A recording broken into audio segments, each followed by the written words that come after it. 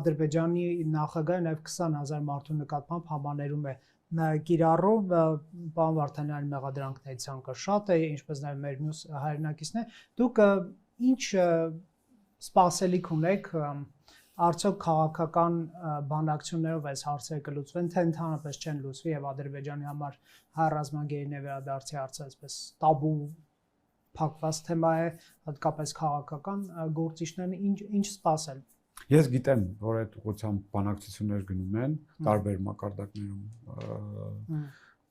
նաև միջազգային կառույցների ներգրավմամբ։ Ես կարծում եմ հանգուցալուծում լինելու է։ Այստեղ մի հարց իմ անձնական ընկալմամբ ես ասեմ, որ կարող է ոչ բոլորի նկատմամբ հավասար մոտեցում կիրառվի, այսինքն քաղբանտարկյալներից, այսինքն այդ բանտարկյալներից կամ մեր գերիներից ոմանք վերադառնան, ոմանց նկատմամբ այսպես կոչված համաներումը գործի,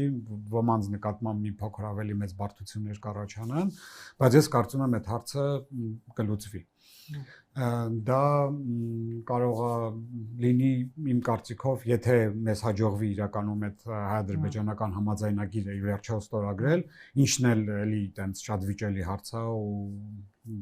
կդժվարանա, երկար թեմա է, առանձին թեմա է, բայց կարծում եմ, եթե մեզ հաջողվեց վերջնականացնել պայմանագիրը ստորագրել, դրանից հետո մի փոքր ավելի ձյուրին կդառնա նաև այդ հարցի շուրջ բանակցությունները։